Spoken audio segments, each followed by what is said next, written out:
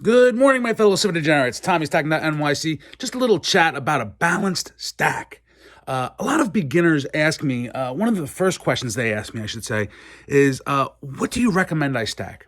Now, of course, you got to understand my philosophy and my business strategy. I believe in stacking as a hobby first, secondly, as a store of wealth, and thirdly, a potential investment, which is a conversation I try to stay away from because it's so complicated and there are so many moving parts that the best financial planners in the world are not qualified to give financial advice, in my opinion. Well, in terms of specific commodities, especially. That being said, I do believe in a balanced stack and a balanced stacking strategy. People say, what does that mean, Tommy? You talk about it as a hobby. And yes, I sell a lot of higher end premium collectible pieces that are beautiful and are purchased and enjoyed for the sake of the art oftentimes. Because when you open up that package and you're pulling out 5, 6 different pieces and it's like, oh man, one's better than the next. And, refer to the Silver Degenerates video about the process of how this plays out. But the truth of the matter is, the second reason I believe in silver as a store of wealth, as a form of savings, right? I always say that if you have silver, you'll never be broke. And all of us, at one point or another, have had to sell our silver to pay a bill. Sometimes, I know in my life, I've gotten jammed up more than once, and I've sold my silver. And a lot of times, regardless of the silver that you have, you'll lose on your premium when you sell, okay? Because especially with a collector's piece. Now,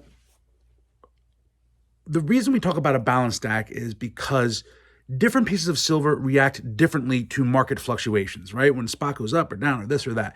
If you buy, a $75, $80 piece, it should hold its value to other collectors.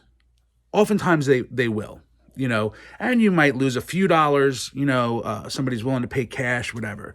But you're going to typically lose a bigger chunk of your premium than you will with something like a buffalo or government bullion. When spot swings wildly, something like a buffalo will swing up or down wildly with spot. A collector's piece will not, or a numismatic piece will not. They will maintain and hold their value even if spot goes up $5, even if it drops $3. They're going to be pretty steady. Eagles, something like an eagle or government bullion, is somewhere in the middle. It'll usually keep a better premium than, say, a buffalo. If you walk into a coin shop and you bring them buffaloes, eagles, and a Pam Shark, if he's offering you the same amount for all of them, walk out. And that's just a good piece of advice. So because all these pieces fluctuate differently, and because if you have silver, you'll never be broke, don't just have collector's pieces. Don't just buy those $50 pieces, those $40 pieces, those $70 pieces, because they're beautiful and they're worth buying. But if you get in a jam, it's the buffaloes you want to sell.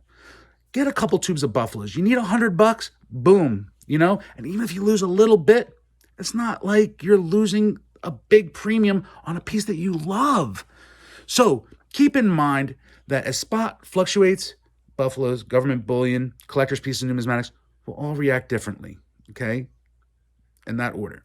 And as you need to sell, also in that order is how you're going to lose or make on the swings, okay?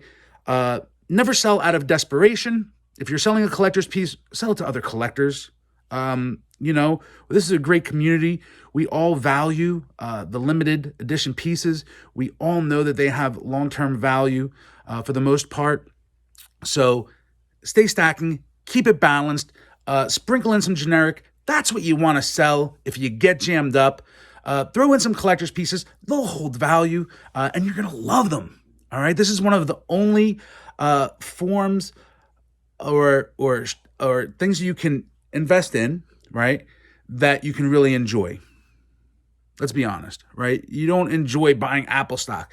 What we have here on Instagram is special because we have ability to engage and have fun doing it. And, sometimes there's a premium for that also.